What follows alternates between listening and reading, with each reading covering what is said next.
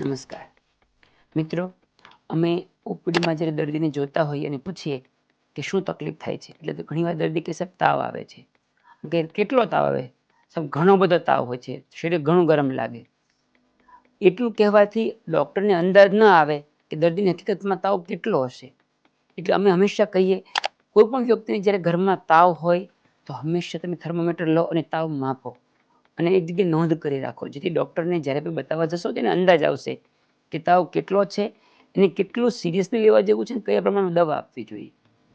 જો લાંબા સમયથી હોય તો રેગ્યુલર તમે નોંધ કરો, એક ડાયરી બનાવો, તારીખ, સમય અને ટેમ્પરેચર તમે રેગ્યુલર નોંધ કરો.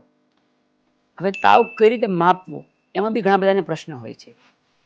તાવ મોટા ભાગે ઘરમાં બે રીતે માપી શકાતું હોય છે. એક મોઢામાં જીભની નીચે થર્મોમીટરને મૂકવાનું હોય છે અને બીજું એક્ઝિલા એટલે કે બગલમાં આપણે થર્મોમીટરને મૂકીને તાવ માપી શકતા હોઈએ છીએ. જો મોઢામાં તાવ માપવો હોય તો પાણી કે મોઢેથી કંઈ બીજું લીધું હોય એના 10 મિનિટ પછી તાવ માપવો જોઈએ. પાણી પીને તરત માપશો તો એ રીડિંગ ઓછું બતાવશે.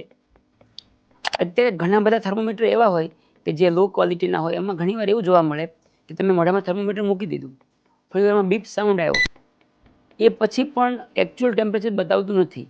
એવા કેસમાં અમે એવું કહીએ, તમે 30 સેકન્ડ કે 1 મિનિટ થર્મોમીટર મોઢામાં એક્સ્ટ્રા મૂકી રાખો, બીપ સાઉન્ડ પછી પણ, ત્યારે એક્યુરેટ ટેમ્પરેચર આવતું હોય છે. મોઢામાં અને એક્ઝિલા બગલમાં એ માપવામાં એટલો ફરક કે મોઢાનું ટેમ્પરેચર એક્યુરેટ હોય છે, બગલમાં માપો એ ટેમ્પરેચર 0.5 ડિગ્રી ઓછું બતાવતું હોય છે.